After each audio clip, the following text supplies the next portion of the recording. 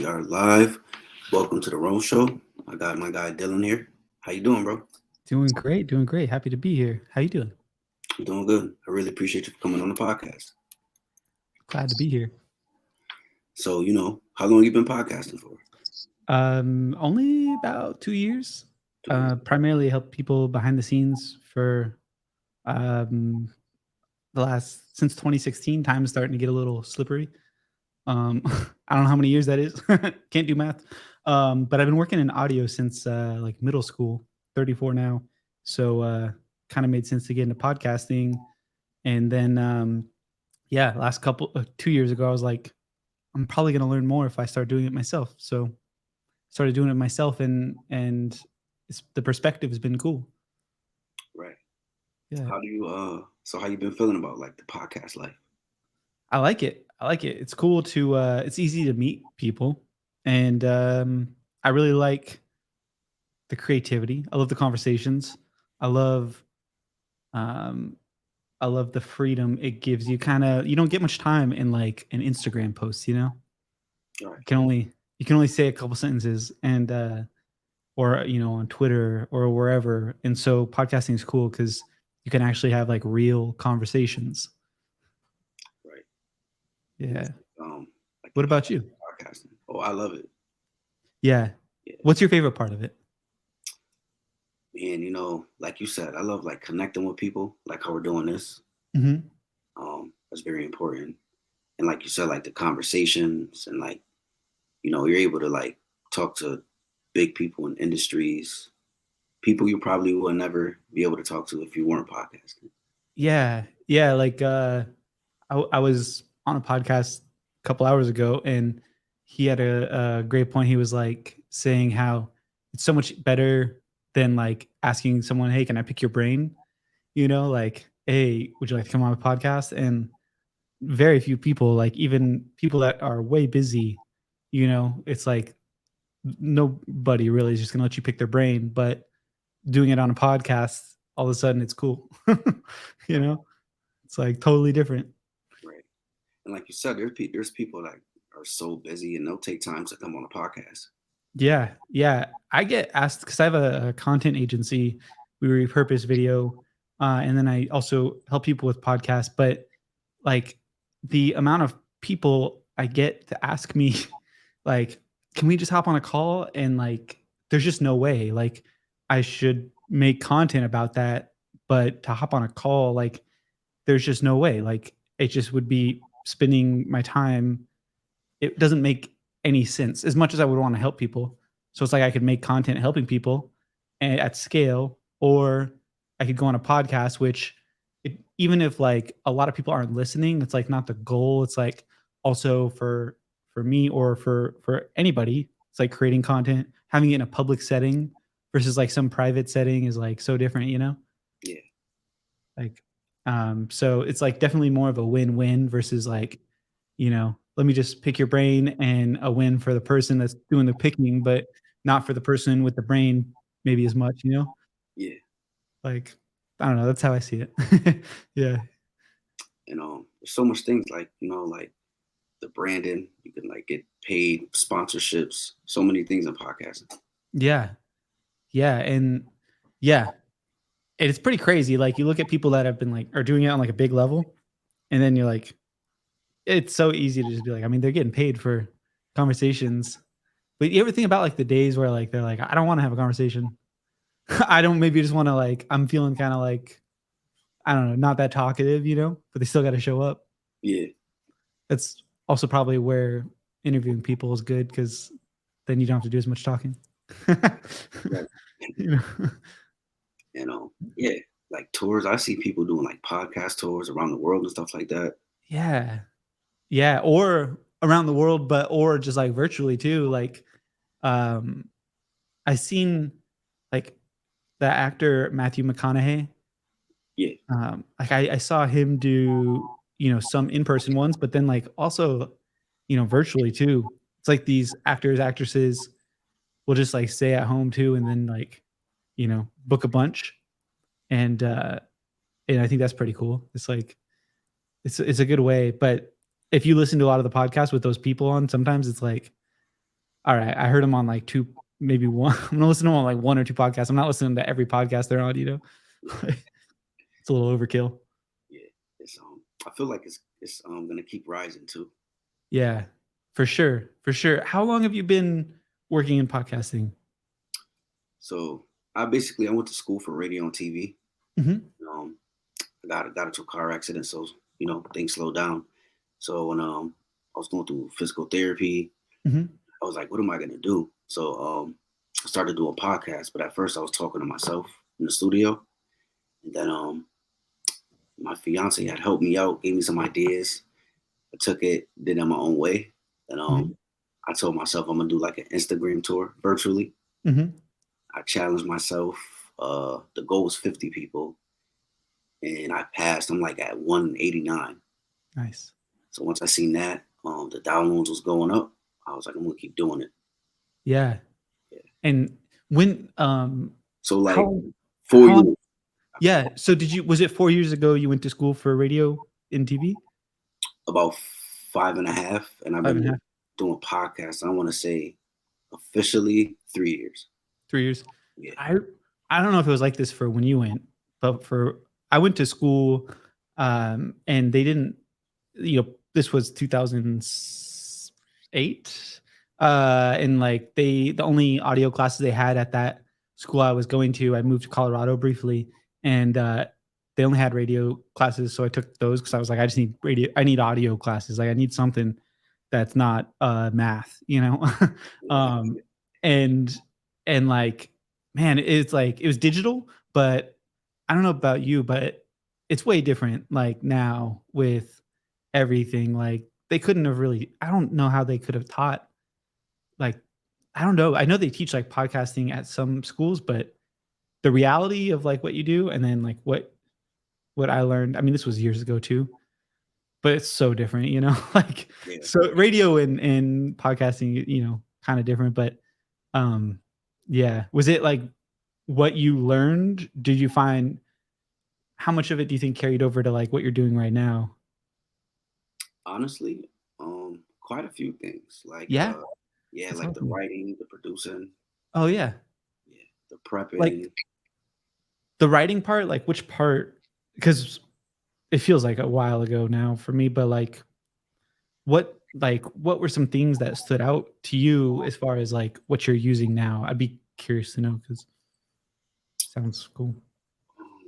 Being organized, Yeah. absolutely.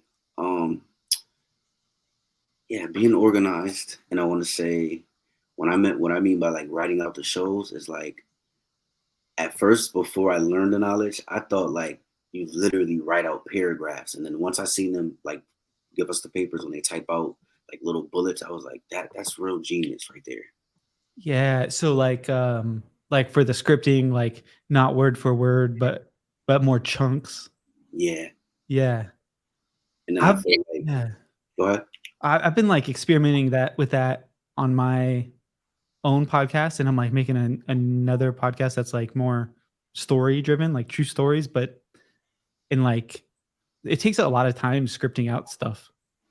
Right. Like especially if you do it word for word, it's like I was adding it up last night, and uh, this sounds like a crazy person as I'm about to say this, but I have it in here. Like for short form videos, I've like basically figured out the average person says around 2.5 words a second or 150 words a minute because it's more Mhm. like rapid pace, Yeah. And then on a podcast, the average person says 1.75 words a second or 105 words a minute. And it's because it's a little bit slower. So if I'm like scripting out a podcast, it's going to be 15 minutes long. It's going to be around like 1,500 words, give or take. Here I am with the math again. That's a lot. But that's a lot of words. Like 1,500 words is a Wow. lot to write out if you're not doing like the chunking kind of summary key point way, like to write out and the person, Yep. like that's slow. Like I'm tried it. I'm like, this is boring, you know, Right. but that's yeah. I like that. I gotta use that summaries kind of. I gotta. I gotta explore that more. Definitely helps out. And just like being energized and always working. You know, one of Yeah. my teachers always told me, you always gotta work. Always Yeah. have. Yeah, and it feels like would you agree that's like the real way to get better and like learn more, you know? Like school can only teach us so much when it comes to how to do something, but like how it all works and how it works for us as individuals, like I've I never got that from school of like this is specific to how I'm gonna do it versus here's like, I took like a jazz class in college and like I mean, you can teach jazz, like you'd be like, this is what's cool, this is what's not cool. But that's the teacher, like what do I like, So Yeah, different. right. So different. But yeah. And then like what I did was I took that, like those bullets and stuff, and I try to like freestyle my interviews. Nice. Kind of have like a flow already. Mhm. Like it's not everything's not written down. Yeah. How about you? Yeah. I've experimented with yeah, I've experimented with a couple different ways. I kind of like sometimes not going in with anything, Right, but like that sometimes I feel like the person might want to know like what am I getting into? Um and then I've also experimented with like only asking 3 questions. And then I even recently I don't do this anymore, but I even like set a timer. Um and so after 5 minutes on each question we'd move on. Um that was kind of cool. Um Now I kind of like want to explore more learning about the person, going in with like not giving them everything ahead of time, but really like finding one kind of thing to focus on that's maybe unique to them right, and then like pulling that out of them.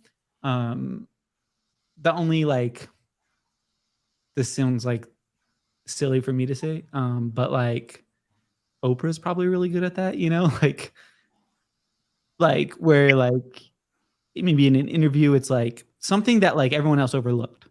There's like right, one like thing, I'm not trying to be the white Oprah, but but like the interview skill she has is like something I think we can all like take away with um in terms of like she'll find that one thing. It's like everyone else overlooked this one thing that in interviews and then just like humanizes them and you're like that's incredible.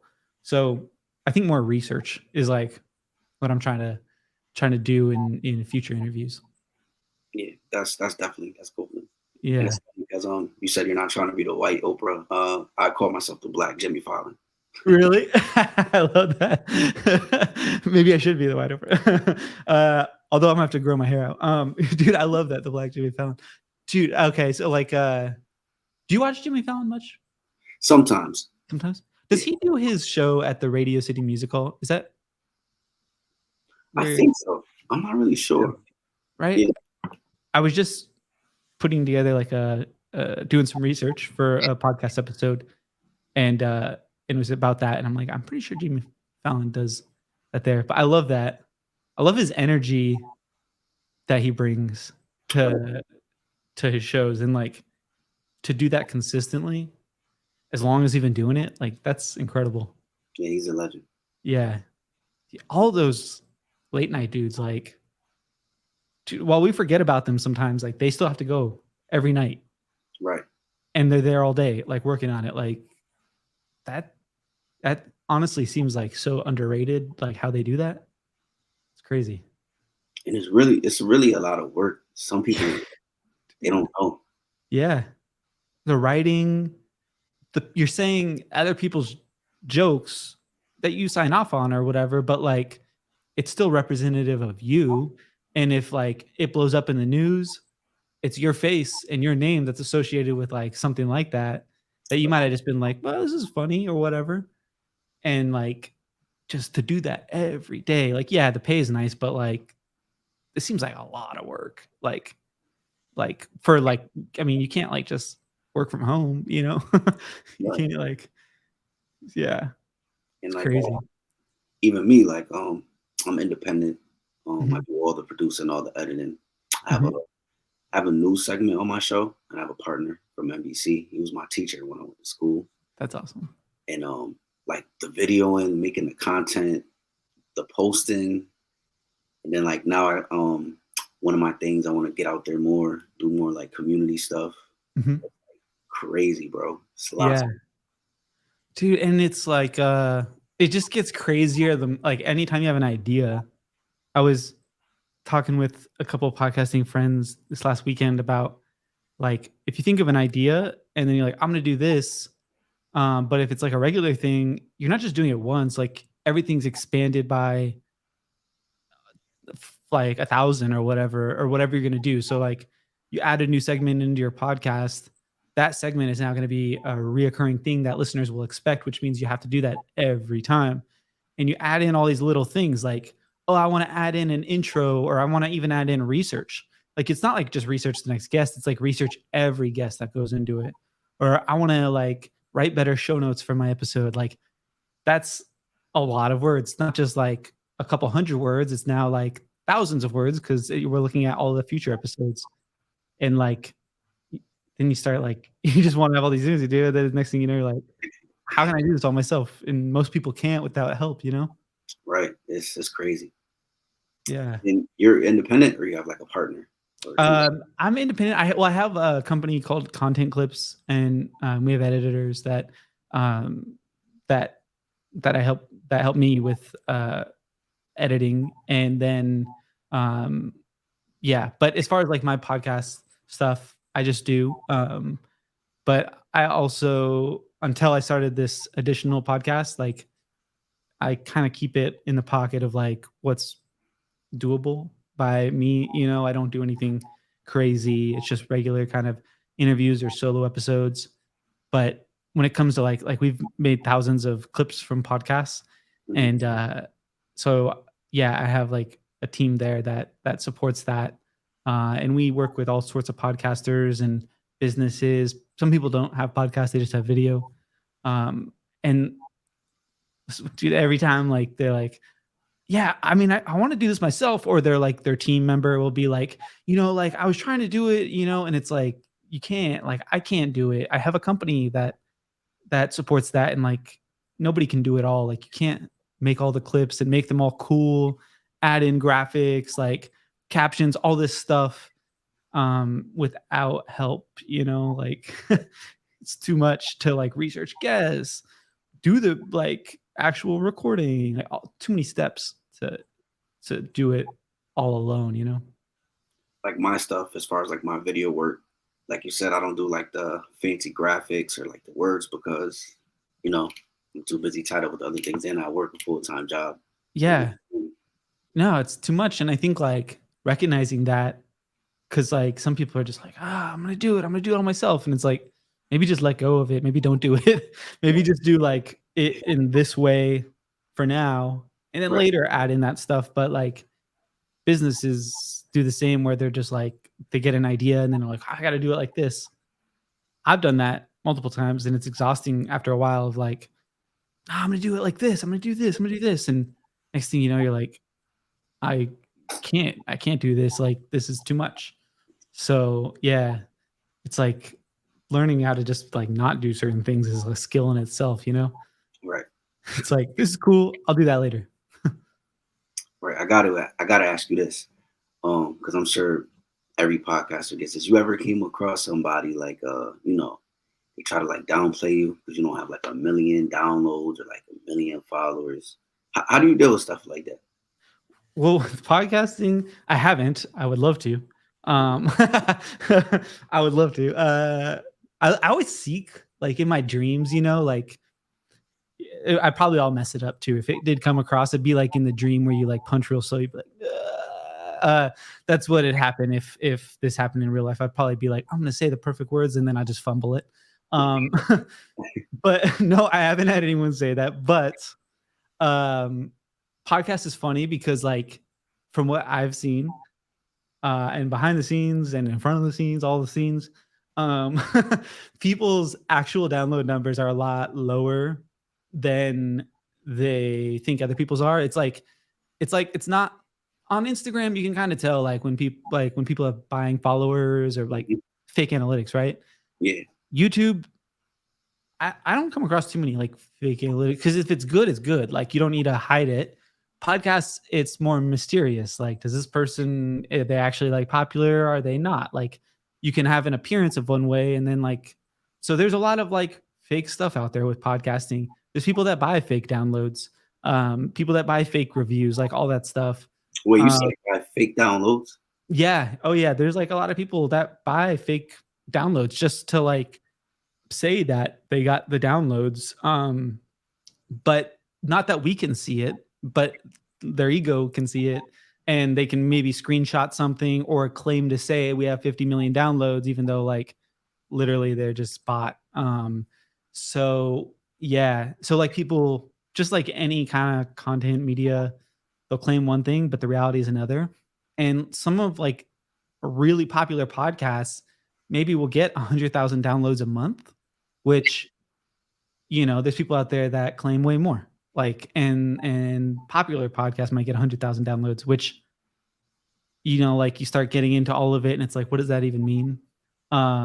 So I think one of the reasons why I don't see, and I'm not saying it doesn't exist, I just don't see other people call out other podcasters, is because we can't see the analytics. Like I can't see how many exact downloads a podcast has.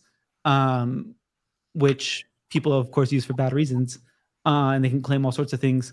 Also with the reviews, though, I think that's one of the ways to tell, if a podcast has like claims they have 50 million review or downloads. You look at their podcast and like they haven't had a review in 2 years, and like all the reviews are really generic, like great content or something like that, kind of like a fake comment on Instagram. You're like, something's not adding up here. Because if a podcast had 50 million downloads, that means people are engaged and listening to it. They're going to be commenting on it and leaving reviews just naturally. Like that's just what happens. You look at any of the top podcasts, people leave reviews. It doesn't have to be like every day, but like there's going to be reviews. So those little markers, I'm like, and I think someone at actual level of like doing something, like doing big, big, big numbers, they are not thinking for a time of day. Like I haven't seen anyone at that level even for the take any second out of their day to like be like, you're not doing big numbers. Now I have seen guests be like, oh, like how many downloads do you have? I'm not touching this podcast unless it has X number of episodes published or X number of this, or they need to be convinced in somehow. Yeah. I kind of get that. Like, it used to like make me mad at, or like make me be like, what? Like,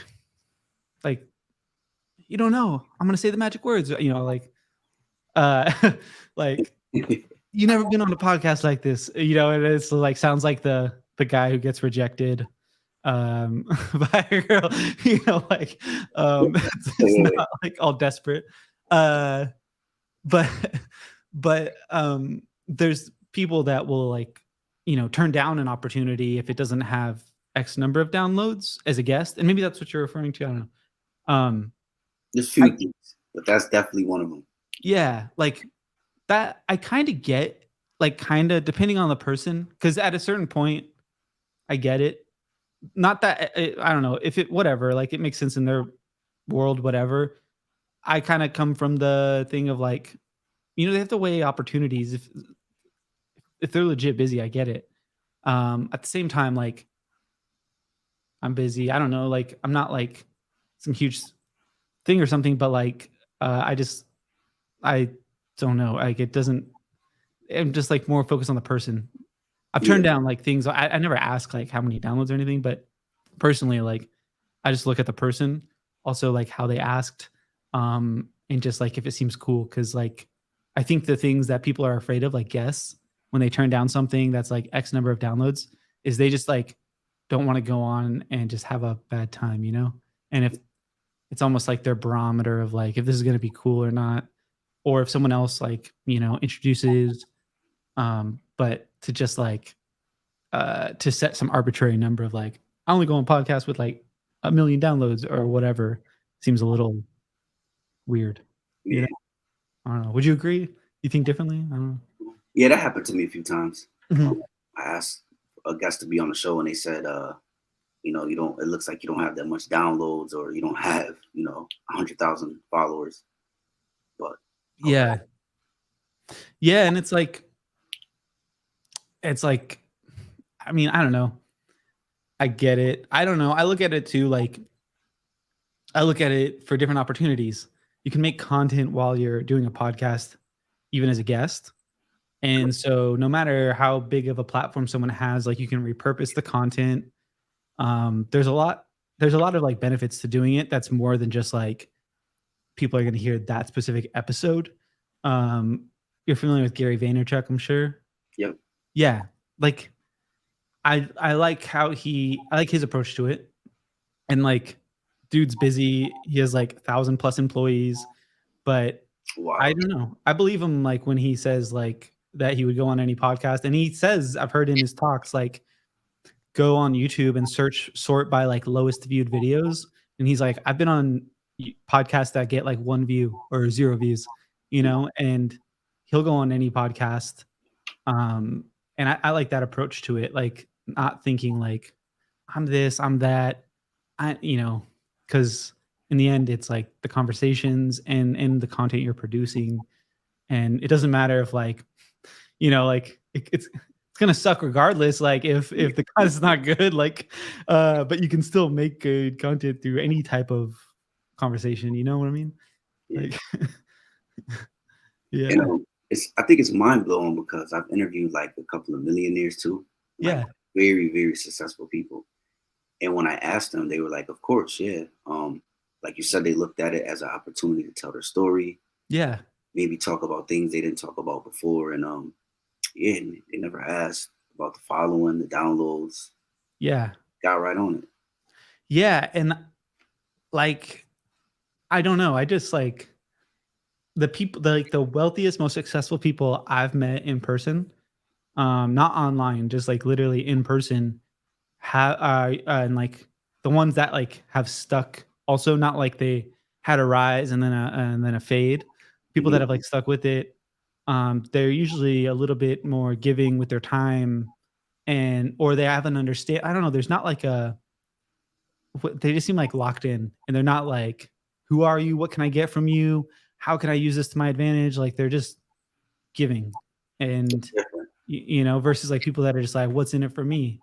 Yeah, And it's like the people that are more wealthy and things like that, long term, it seems like they just know that like if they're a certain way, kind of like all the time, like that's the spot to be, not like I'm gonna turn it on for the camera, you know, like this is my podcast personality. You know, like this is how right, I'm gonna be when we press record, and I'm gonna be a different way off the camera, you know what I mean? right. Um, but Genuine. yeah, yeah, just genuine. Yeah, yeah. It's crazy. It's kind of mind blowing to me. I be thinking about it all the time. Yeah, like which part, like how just how people are?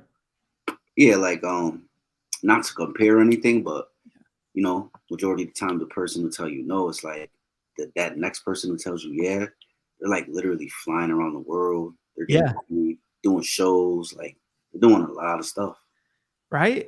That's And what I'm then, saying, like and there's like, I don't know, because like sometimes I'm not like my brain does I'm not comparing myself like I'm busy, I'm flying around the world or anything. I'm just life gets busy.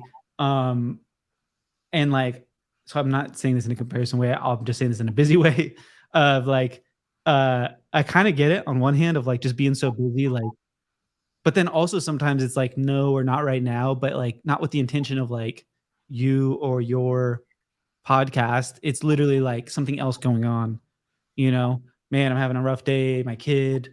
I'm just trying to balance everything. And it's just like, I can't even think of this right now. You know, like I'm kind of that I should get help with my own podcast, but I'm not getting help right now. So like I'm like there's guests in my head that have been like, we should do this. And I'm like, yes. And it's taken me months to just like get a link to send to them.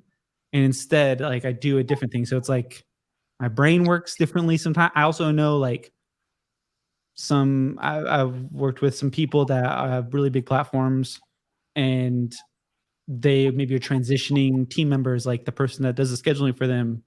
So like there's certain things I guess that like falls through the cracks. So I never try to like look at it too like this person's like this, because sometimes like we don't really, almost always, we never know their full reason, Yeah, but it's easy to be like, well, you don't think about this, or unless they explicitly say, then it's like, well, screw them. No, like, but like, yeah, like if they're, I don't know if that makes any sense, but sometimes I get it if, it's just like sometimes short, like, no, not interested or whatever.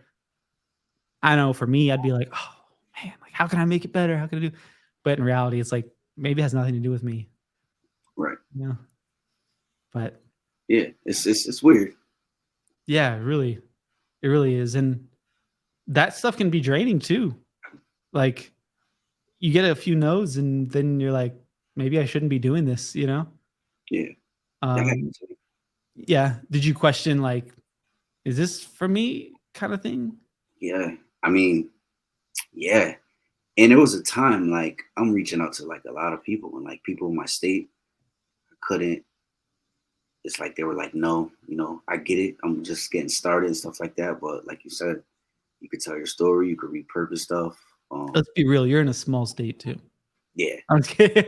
it I always blows my mind, like, in California, is like and then I go to the East Coast, I'm like, "What, you just drive through a state to, like," like, "What?"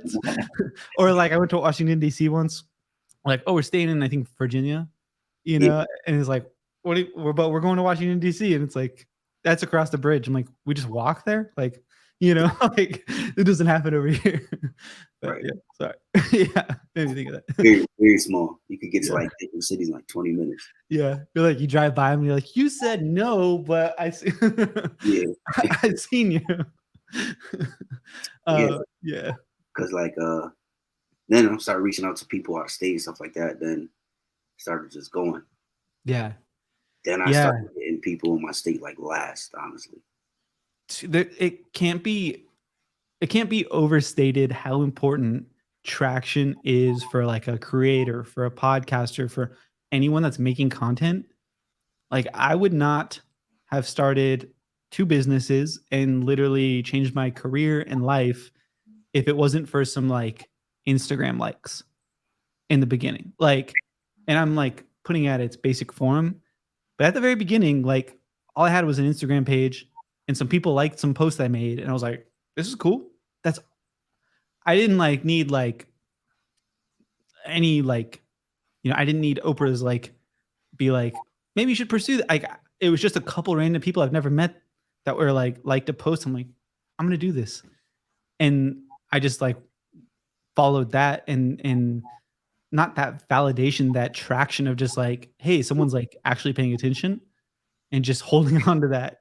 Because without that traction of, like and then, like, just being like, "It's not I'm not trying to reach everyone, just like a if I reach, like, a couple people, like, cool." And then just holding on to that to, like, the next thing, and not always looking for the next thing, but just, like, being cool, not really knowing. Um, like, I think that's so important. Very, very important. Yeah, And because then the money will come, like, all that stuff, but it's not gonna come if you're not doing it. right. And yeah, like you said, the fact like you could reach people that you never met and they're into what you do is mind blowing. It's Yeah. beautiful. Dude, it's crazy to me, like, I don't film content outside of my house really ever, or outside of my office really, like, I mean, sometimes my house, but, like, mainly, like, 90% is, like, in this space, and, like, I've made, like, full-time this is what I do full-time. Um, it's crazy, like, absolutely crazy, the people I've met all around the world, like, and I don't I mean, I don't I don't have, like, travel photos on like, you're not like, "Oh, Dylan's, like, always on vacation," or anything like that.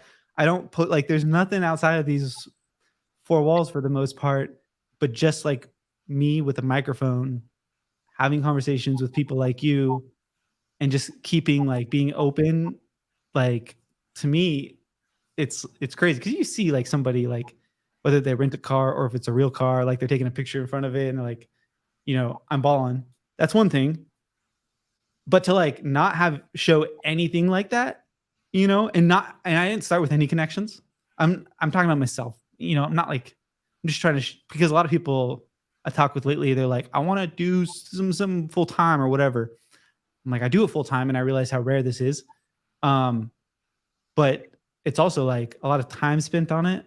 But at this, like when I just want to look back in like a couple of years and be like, it wasn't because I like got significant help in the beginning from like someone with a big platform. I didn't. I started from zero. I didn't let any of my friends or family like my page. I hid it from them because I didn't want them to feel like what's Dylan doing? I want him to like. I didn't want them to feel like they had to like my stuff. Now sometimes like friends will find my stuff that like I've known for years, and I'm like, I wish I've unfollowed them. Like I want for my page. I'm like, you're about to like be annoyed by me. Like Right. I'm not trying to like. I don't want you to look at me like I don't know. Like I just want let's just keep the friendship we have. Like I don't know. I'm not trying to and just to be able to like turn that into. Of course, there was a lot of work going up to that, and I've like learned a lot, and it wasn't like I just like started an Instagram account and my life changed. In a way, yes, but also in a way, like I have a lot of experience behind the scenes. Um, and so yeah, just like it's crazy what can like actually happen. And it's like we're always like, oh man, what could go wrong? But like there's so much that could be way better and bigger and brighter than like you could be like, oh, I want it to be like this. But like what about like 4x that or 5 or 6 or 10x that, like what if it was way better than you could possibly imagine? Right. Like that's the stuff that I'm like, I want people who also believe that. Like I'm I want to surround myself with more people that are like, man, this could be awesome. Instead of the people that are like, nah, like that's dumb, like you shouldn't do that. You shouldn't do this. You don't have as many downloads, you don't have as many followers. Like I get weird when people like introduce me. He has 6,000 followers on Instagram. I'm like, I don't know.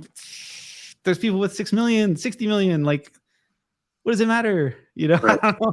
Like, I don't know. Like, or they'll be like talking about my video views more than I know my video views. And I'm like, bro, I don't know. I don't want to look at it that close. I just want to keep posting and moving and keep going and just enjoying the space. Not like, why do you know my video views better than I know my video views? Like, Right. Right. And it's kind of, I don't know. It's kind of weird. Like, I don't know. I think it's a bad thing. And it's like when you're like just like on somebody, about the views and focused on like the following.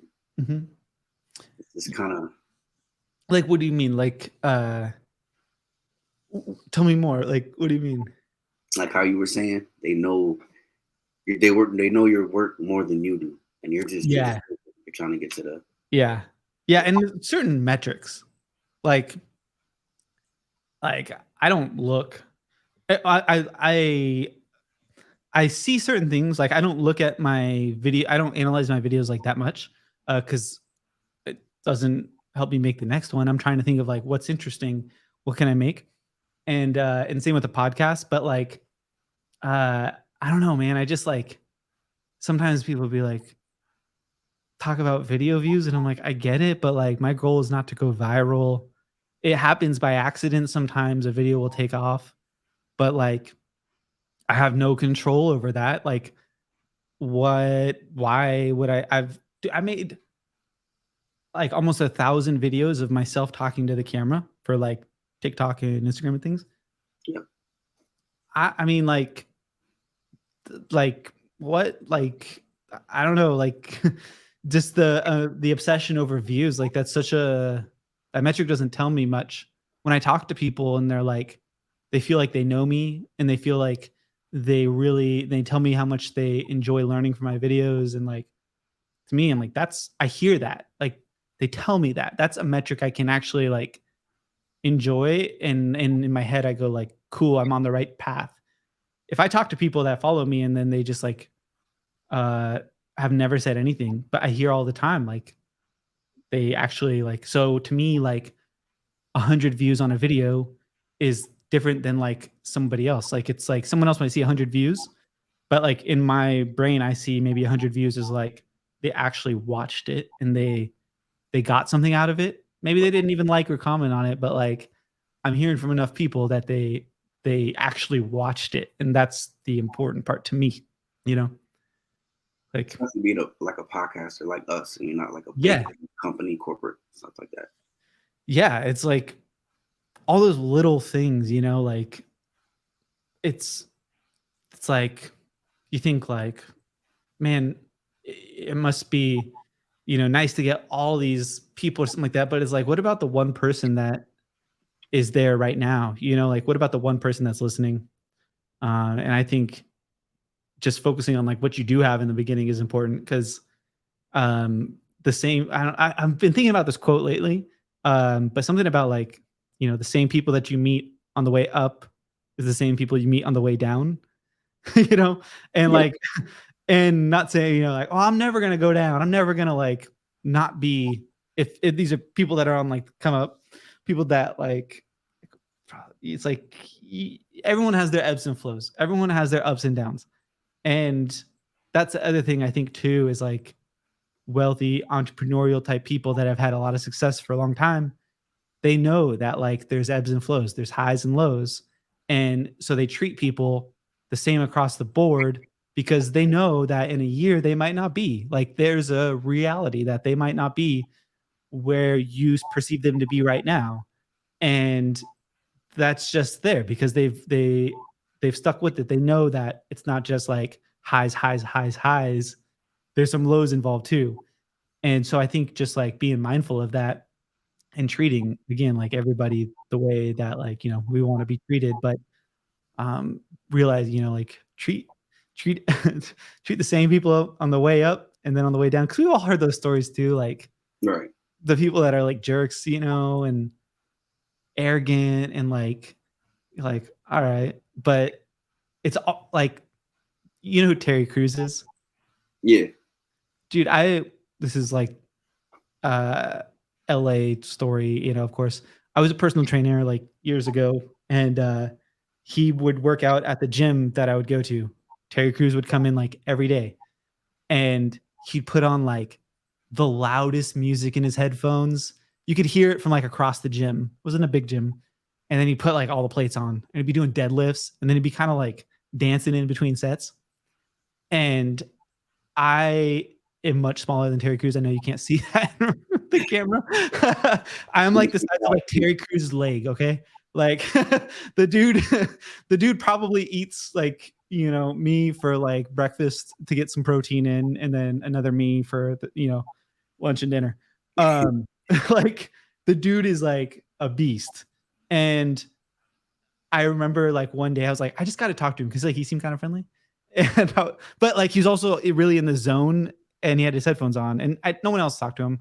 I was just like, one day I'm like, Terry, if you ever need help, because I was a trainer, I'm like, if you ever need any like tips, you know, like just come to me, man. And I was like joking because I'm like the size of his leg. And Yeah. like he like looked at me and he's like, I appreciate that. He's like, if you ever see something, like please like say something. Like if there's something I can improve. And I'm like, and I'm literally 21, 22 at this time. Um, sure, I know a little bit, but like Terry Crews, the dude's like older than me, way bigger than me. And like when he looked at me, and I was like immediately caught off guard, which is like, okay. And I feel like my duty, you know, I'm just like, and then I'm like, would I say anything to him if I did say, you know? But like Right. the openness to like and the seriousness and the and how genuine he was, like that to use the word you use, like that has stuck with me these years, this many years later, because that dude, I mean, on paper and looking, not even on paper, but like on video too, like you'd never be like, oh yeah, he should take tips from this guy on weightlifting.